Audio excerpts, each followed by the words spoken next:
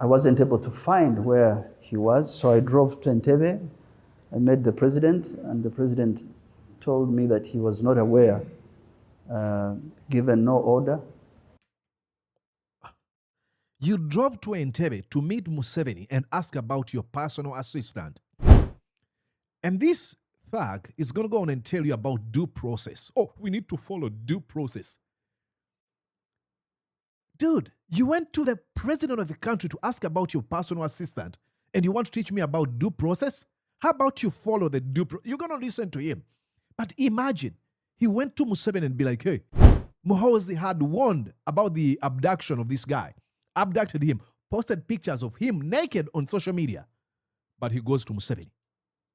Of the arrest of this officer, and that he was going to try and find out what the story is and the circumstances of his arrest. That says everything about Uganda. What a mess. Museveni promises this guy, oh, I'm going to find out for you. Look, I cannot even use my security. The best idea would be, this actually says the institutions are dead. If your friend, your brother, your relative is arrested, you have to find ways of how you can talk to Museveni. You're watching Mordecai Marissa Live Political Commentary. Please consider subscribing to help grow Uganda's Voices of Struggle ecosystem. Thank you. I cannot appreciate you enough for using your valuable time to always go on social media, break down things for people.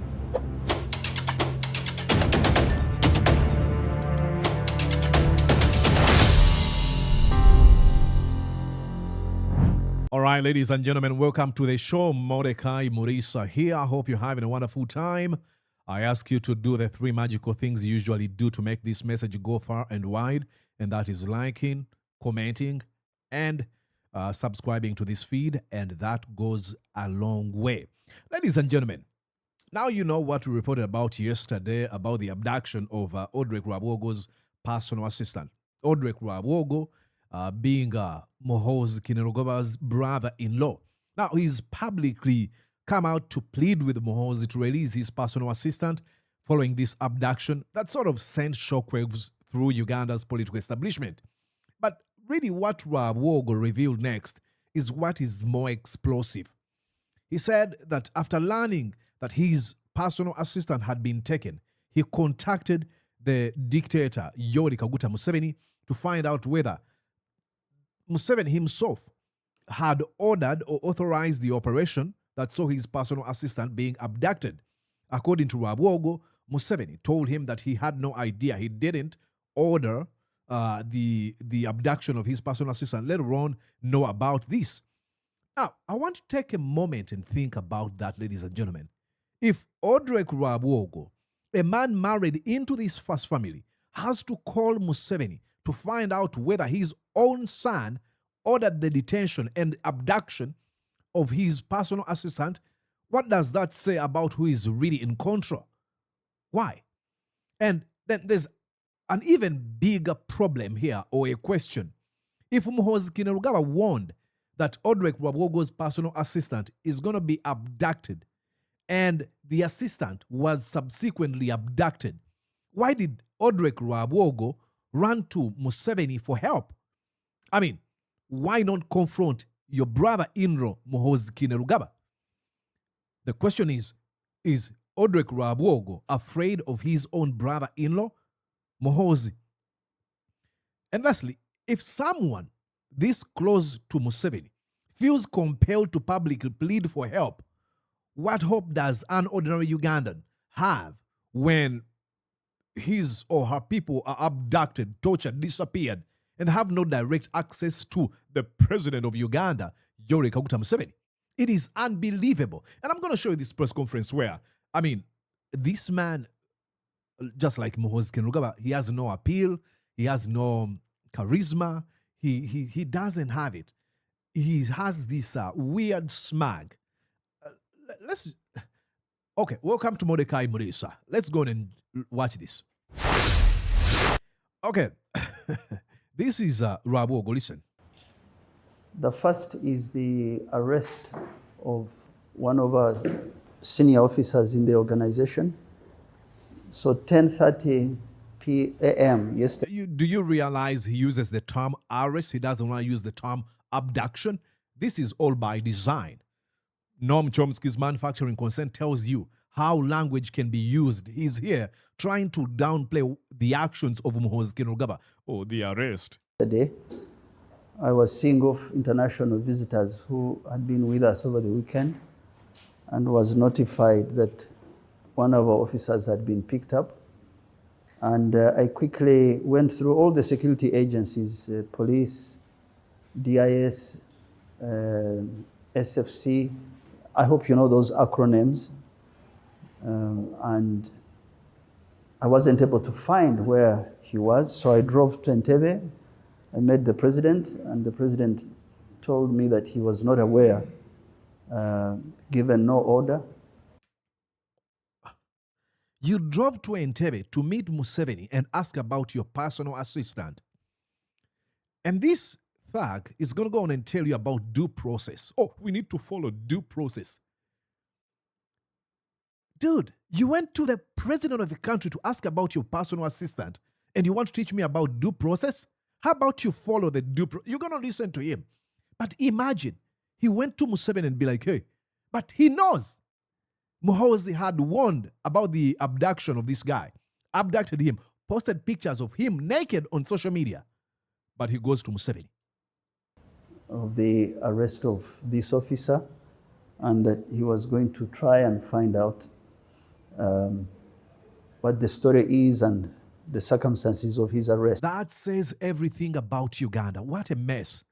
Museveni promises this guy, oh, I'm going to find out for you. Look, I cannot even use my security.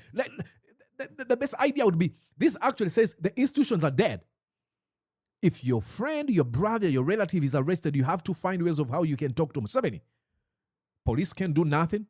Our intelligence organizations or agencies cannot do nothing. You have to go to Museveni, and Museveni has to give this man an assurance. Hey, I'm going to follow up and I'll let you know. President of a country? What was important is that he did not order this and he wasn't aware. Yeah, duh. Water is wet. Muhoozi is on social media gloating in the same. He said he had abducted. He posted pictures. Why did you go to Museveni? Yeah, sky is blue, water is wet, okay. I would have been surprised if he had done that, because the record of President Museveni over the last 40 years is there is no arbitrary arrest. What a thug. What a thug. Oh, jeez. There's a due process. Follow the law. At Passaid, we follow the law. Where we there's a due process, we follow the law. Okay, you follow the law, you think? The other day, there was a fracas in West Nile where our young friend Bobby Wine was fighting with tried to fight with security people. I think they beat him a bit.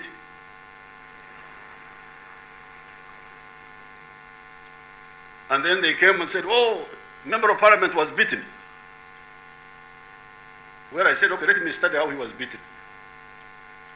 Now, when I studied, I found the man had been beaten properly, in the right way. That's the man. Oh, in the 40 years he's been president. Oh, he cares about... What a thug, that Odrek guy. All they know is lie and lie. This is Museveni admitting, telling you of how pleased he was about the assault on Bobby Wine. He said, my Gestapo thugs visited violence onto the honorable member of parliament, and when they reported to me as a president of a nation, I would be holding these folks to account. No, he says, oh, I said, let me see how he's been assaulted. And I found he had been assaulted really, really well. He even smiles. This thug. In the years, how did you frame that? Let's go back and listen to this crap he says. Had incidents of arrest. Record of President surprised if he had done that, because the record of President Museveni over the last 40 years is there is no arbitrary arrest.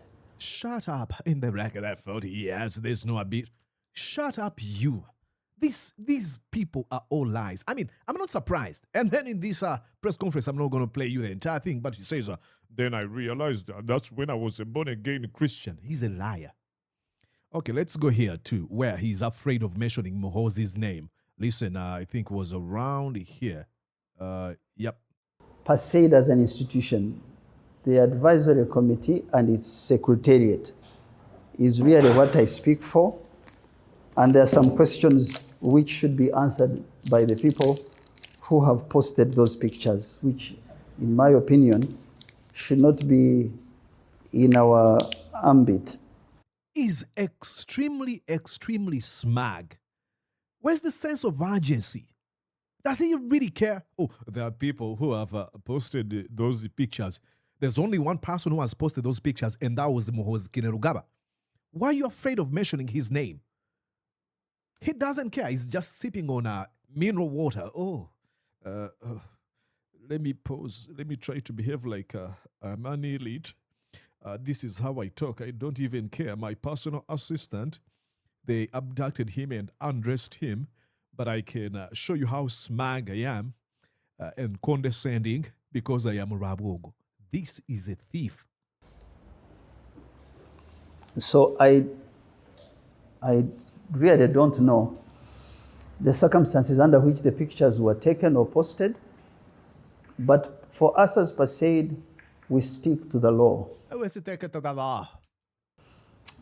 to the decorum. We stick to the rejection of humiliation of anybody. Yeah, when was the press conference from PASAID when Rwabwogo was abducted? Why did you wait for this to happen to your personal assistant? What was the press conference when Ed Mutwe was abducted and his pictures taken and posted on social media? What was the press conference? And it's going to go on and say, oh, if the environment is not peaceful, it will affect the investment. We have to make it peaceful. Where were you? Where have you been all this time when people are being abducted, tortured, disappeared? Or undermining the human integrity and dignity of anybody. Yeah, that is the modus operandi, the pattern and practice of Museveni for the last 40 years. Arrested, because our law says that you're presumed innocent until proven guilty. Like Museveni cares about the law. And so I am not sure that, as PASAID, we know the circumstances of the picture. We stick to two important things: follow the law, to make sure that our personnel... Everything he says here, it reeks of semantics, intellectual platitudes, carefully crafted speeches here. That's all you see. There's no serious, there's no sense of urgency. Oh, and he wants to be president. They told me, if I'm going to be president, I have to talk like this. This means that I am educated and elite. We speak the law. For us, PASAID, we are smart people. You can see me how I talk right now. There's no sense of urgency in me, even though it is not only a criminal act, it is evil act from Muhoozi, but I'm even afraid of mentioning his name. Our officer returns safe and sound, and that we can go to a court of law if there is any charge, and he defends himself, and if any charge has anything to do with his work at PASAID, this institution comes out forcefully because we're extremely transparent people. You don't say. You don't have to say. If you're transparent, let's say that's transparency. You don't have to make, no, we are very transparent. This institution.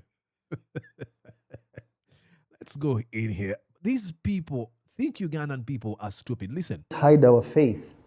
Listen now here. He's going to talk about due process. And so, what is arrest? Any person is a candidate for arrest, whether it is false allegations or truth. What we want is follow the due court process. Both how you arrest, how you charge, how you try. That's how a country's democracy improved. Oh, that's how a democracy, like Uganda is a democracy. What are you even talking about? Museveni has been able to keep this firm grip on power by abduction, torturing, killing, disappearing people, by corruption, by nepotism. That's how democracy is. Like Uganda is a democracy. Look it up. Look it up. Where does Uganda rank in regards to democracy? Take a look. Do some sort of an autopsy on the recently concluded presidential election. You can even go back 2021 or 2016. Uganda is not a democracy. What are you even talking? That's why I told you these are all semantics, hollow platitudes. There's nothing. He doesn't care about a thing. He doesn't even care about his personal assistant that was abducted. Because to him, he thinks, oh, this is an opportunity to score political points. Though I lack charisma, appeal, or even abilities of leadership, it is now time to, let me tell you, Pased, what we do here improves. I have no idea what that group is and who the person you are talking about is. He's extremely afraid of mentioning PLU. Our focus when we wake up is which market are we opening? Because that's very important for us. And what constraints of exporters are we solving?